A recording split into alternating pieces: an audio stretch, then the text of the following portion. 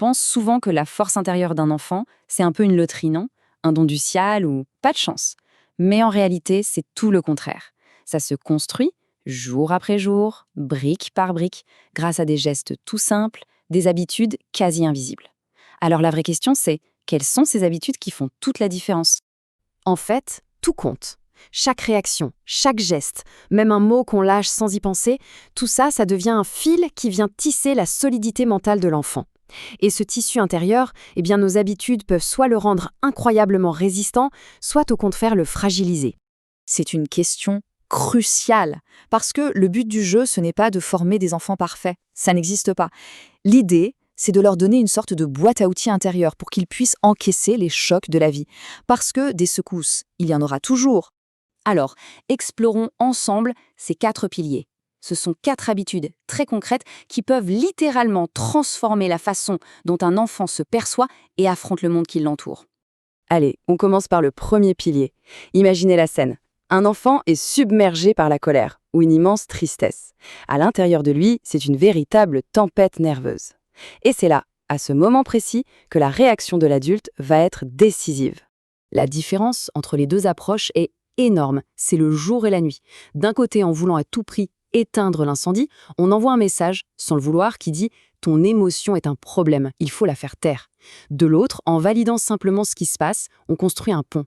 Et la leçon pour l'enfant est fondamentale. Il apprend qu'il a le droit de ressentir tout ça et surtout qu'il peut rester debout au cœur de la tempête. Mais attention, clarification super importante ici. Valider une émotion, ça ne veut pas dire tout permettre. Pas du tout. On peut et on doit accueillir la colère, mais ça ne veut pas dire qu'on autorise à taper ou à casser. Le message est en 2 parties, et c'est ça qui est puissant. Oui, ce que tu ressens est légitime, mais non, ça ne te donne pas le droit de faire du mal. On passe maintenant au deuxième pilier.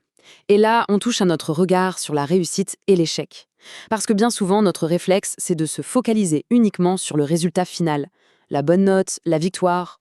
Et ce changement de regard est juste fondamental. Dès qu'on valorise le processus, l'effort, la persévérance, l'enfant intègre une idée géniale. Ses capacités ne sont pas gravées dans le marbre. Du coup, l'échec n'est plus une attaque contre qui il est. Non, ça devient juste une information, une info précieuse qui lui dit « Ok, voilà ce que je peux essayer de faire différemment ». Et le résultat? Eh bien, l'enfant peut enfin respirer. Il se construit une sécurité intérieure qui ne dépend plus d'un score ou d'un classement.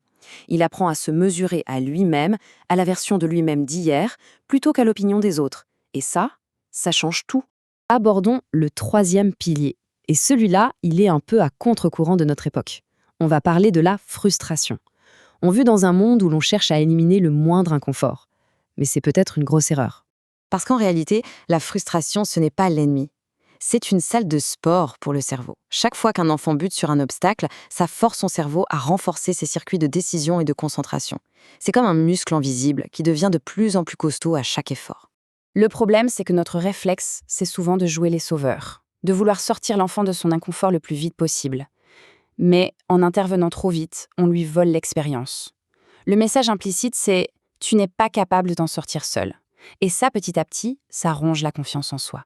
La bonne posture, c'est pas celle du sauveur, c'est celle du guide.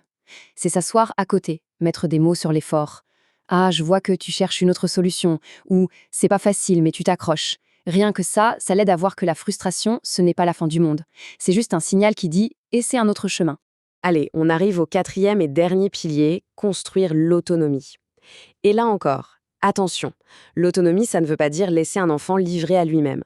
Non, c'est lui offrir un cadre sécurisant dans lequel il peut commencer à exercer des responsabilités adaptées à son âge.